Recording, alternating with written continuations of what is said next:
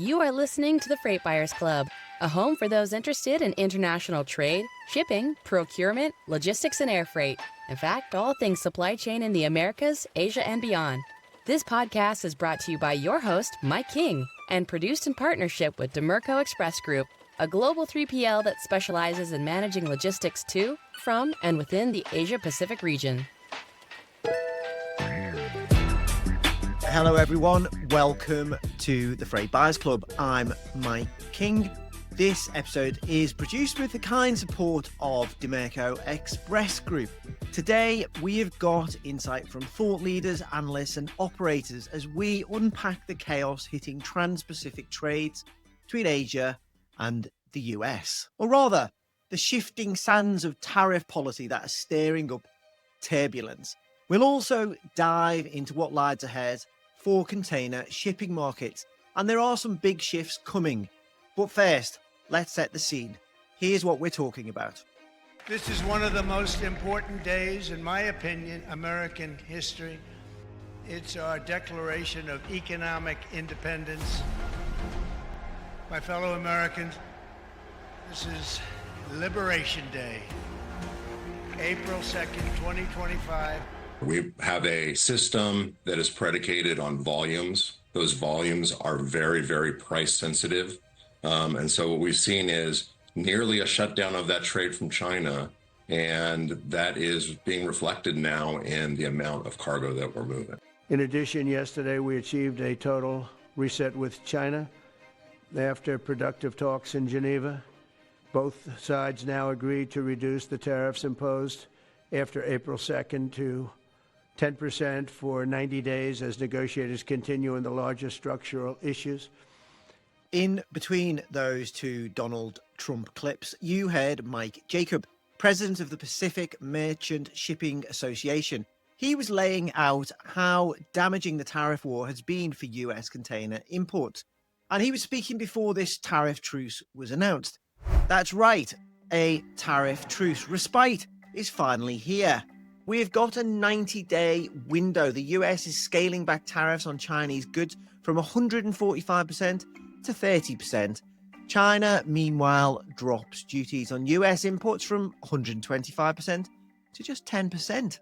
So let's get some reactions to the deal. Then we'll break down what carriers have actually been doing on the Trans-Pacific lanes these past 2 months and what those moves might reveal about the next 3 months. But first, those headline numbers. Good news, right? Well, yes and no. No, because the numbers don't tell the whole story. I'll get back to that. But yes, because global trade was slowing fast and worse was coming. In fact, manufacturers were already reporting an almost unprecedented export slowdown. Tariffs were effectively acting as a trade embargo. This month, carriers had blank sailings at historic levels. At the start of May, almost 60 scheduled services were cancelled or blanked. Shippers had paused their movements of goods, hoping for a breakthrough. And with 80% of toys sourced from China, widespread order cancellation sparked fears of holiday shortages. And which president wants to be the Grinch that stole Christmas? Indeed, the situation was looking pretty disastrous for US ports and the ecosystems built around them. Noel Hatchigaba from the Port of Long Beach summed it up. It was looking pretty dire prior to this weekend's announcement. For the month of May, we were looking at a 30% drop year over year just for the month of May. That's about 400,000 TEU. And just to put that in perspective, Mike, in the month of April, we held 865,000 TEU. So that's about 46% of what we handled in the month of April that we thought we would be down in May. And that was directly a result of the blank sailings. So now a surge is coming, but let's not get carried away. The headline tariff cuts don't tell the full story. The devil is in the details. Let's go back to Trump. And I want to tell you that a couple of things. First of all, that doesn't include the tariffs that are already on, that are our tariffs. And it doesn't include tariffs on cars, steel, aluminum, things such as that, or tariffs that may be imposed on pharmaceuticals, because we want to bring the pharmaceutical businesses back to the United States. And that's just a taste of what's not included. For those who are only listening, I'll put in the notes for this podcast a link to a post on LinkedIn from Keith Schwartz, CEO of Nicole Braden Gifts. It's a must read if you're shipping from China. And for those watching, here's what to look out for, because that 30% tariff, it stacks. Depending on origin, classification, and material, real costs can hit 40%, 70%, even 90% for some products moving from China to the US, according to Keith. And that's before you even look at rising freight rates.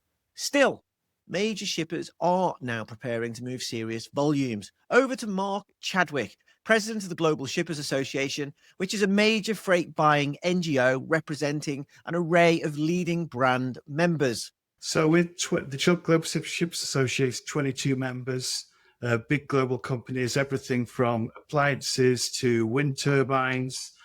So a very diverse mix of products. But I mean, the general theme, a lot of the shippers have been holding back volume, waiting to see what would happen. We know we need to bring stuff in, but there's definitely some pent up demand, which is now going to hit like a tidal wave. For all kinds of shippers. But I think if this had gone on another month, that would be much worse. We're going to see a lot of disruption. We're going to see trouble, empty containers being in the wrong places. We're going to see congestion at the ports, that kind of thing. But had this gone on another 4 weeks or 5 weeks, it would have been much worse. So hopefully we can weather this storm like we've weathered the others, and we'll get through it. Now, let's zoom in on how container markets, carriers, and shippers have been reacting since the start of April. Tariff Liberation Day, April the 2nd. Essentially, this split the Asia-US trade in two. On April the 2nd, most countries were hit by substantial tariffs. But while US and China tariffs were subsequently ramped up further, shippers fortunate enough to have supplies outside China were able to capitalize on a 90-day moratorium on tariffs announced for many of those countries. This came in on April the 8th. It created a temporary window to ship goods before new restrictions kick in later this year. As you can see if you're watching, rates from China to Long Beach went south. By contrast, those from Vietnam to the US rose rather quickly. Freightos CEO Zvi Schreiber says they only equalized because carriers slashed capacity. Carriers haven't sat idle. They've been shifting vessels to Asia, Europe, and Mediterranean routes. This caused spot rates to decline. But while ships were waiting out tariff chaos in China, this is not a return to normal. Networks are out of position, so are ships, so is equipment. Tariffs for most products are still very, very steep. So if shippers pounce now, expect bottlenecks and expect rates to increase. Indeed, Drewry's World Container Index reported an 8% week-on-week surge on the 15th of May. Freight rates from Shanghai to New York were up 19%. That's $704 per 40-foot container to $4,350. Those from Shanghai to LA shot up 16%. And if tariffs and shipping rates go up, expect inflation. Certainly, Zvi thinks volumes are going to spike, partly from pent-up demand and partly from fear, because what happens after the 90 days? So I think you'll see trades, going back more or less to normal, but probably more than normal for two reasons, because there's some stuff that was cancelled for various reasons, even stuff that was sort of all ready to ship, and then suddenly there was 145%. So there's some pent-up demand for sure. Number one. The other reason you'll see a sudden spike in demand is that this is only for 90 days. So people don't know what's going to happen in 90 days' time. So they're going to want to ship goods from China and front load ahead of the 90 days, just in case, obviously they're hoping to extend this, but just in case they don't, people might want to ship extra from China. So you might essentially have an early peak season. Peak season often, sometimes it's sort of August, September, but you might see peak season coming forward to June, July, just because nobody wants to risk what happens after August. So this relief is welcome, but temporary. No one knows what comes next. Still, the mood? Cautious optimism. We are cautiously optimistic that this is the first in a series of steps that will bring some stability between the world's two largest economies and our largest trade partner by volume. What we're hearing from the trade community is a lot of relief, that the de-escalation is in our midst, a lot of relief that there's a framework and a path forward for the two largest economies to hash things out and reach a resolution as quickly as possible. And we're also seeing a glimmer of hope as our dock workers who were most vocal about the impacts to jobs. I mean, just in the last couple of weeks, they were already sustaining job losses to the tune of 200. That is something that has an immediate impact, not just to our port, Mike, but to our communities. You know, almost half of the workforce that supports port operations lives within 10 miles of the port complex. So you can imagine the cascading effect, that knock-on effect, when folks don't go to work, when they don't earn that paycheck, it has that trickle-down effect. And that's what we were most concerned about. On the trucking side, truck drivers that were used to pulling 4 or 5 containers a day were reduced to 2 or 3, in some cases 0. And they make their living based on the load.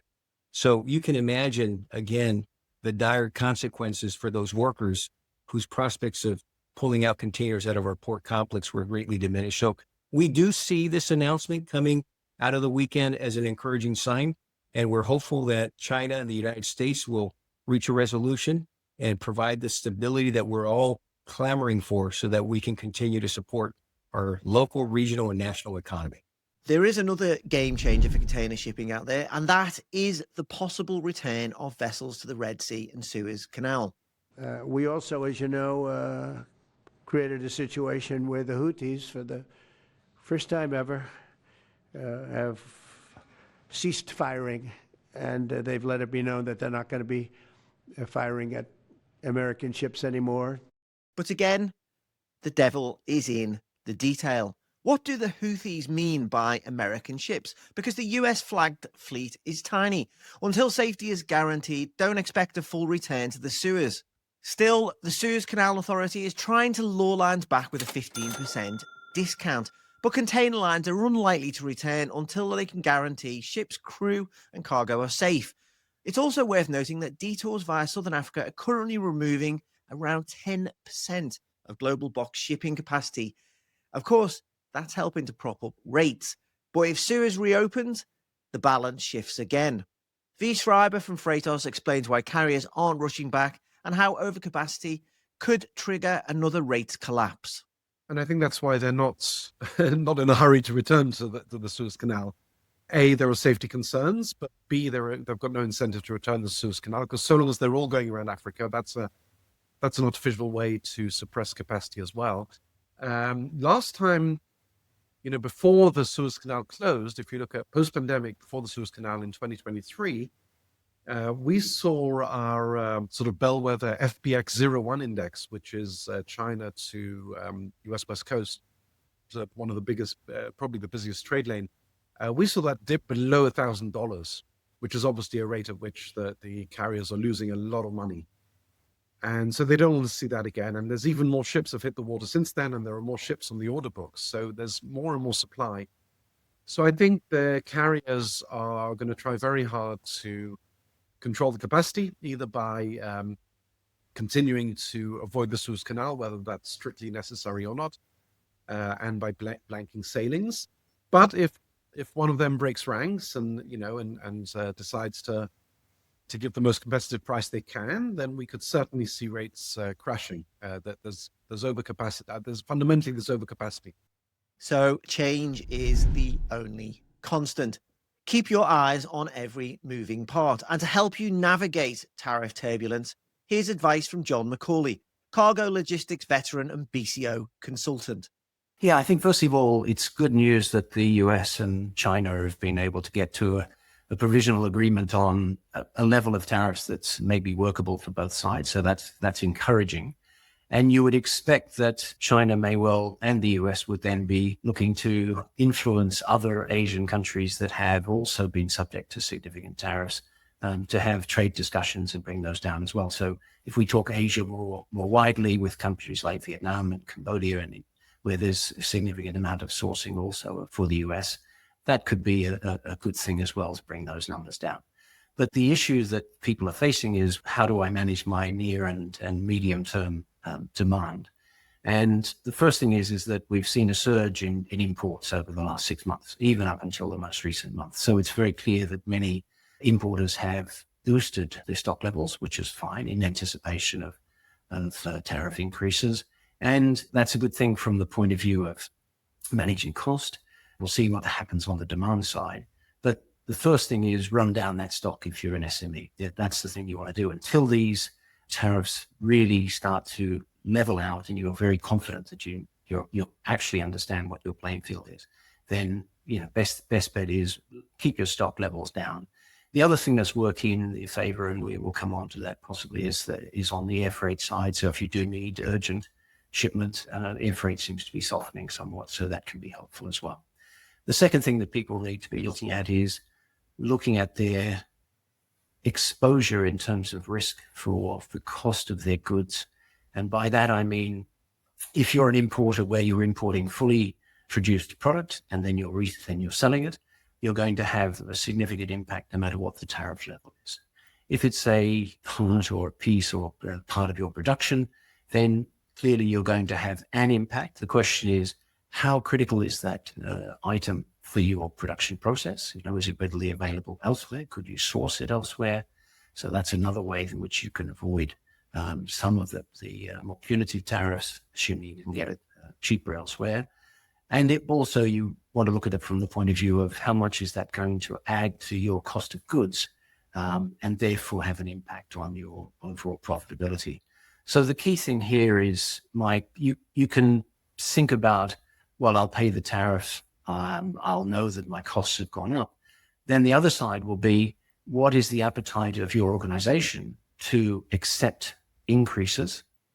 So an increasing cost. Let's just assume that the SME in the US is absorbing all of the cost. You could then look at it and say, okay, we'll absorb that. We can pass it on.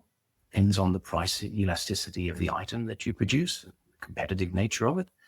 Or you could decide to go further back upstream and ask your supplier to absorb part or all of that cost increase relative to the amount of the tariffs. The one thing that could well work in your favor, and I see that the US dollar is up again, so that could work, that the US dollar regains a bit of its strength. But equally, you might decide to source in local currency. So you might say, well, I'll source in renminbi or in dollar or whatever the currency is of the country that you're purchasing from.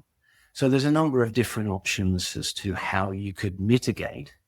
But one thing for sure is somewhere along the supply chain, somebody's going to take a hit. And, it'll depend on how much you're able to pass on at the consumer end. And then how much, if you're in the B2B business, your customer, who then is answerable for also to their consumers, is able to absorb in their supply chains.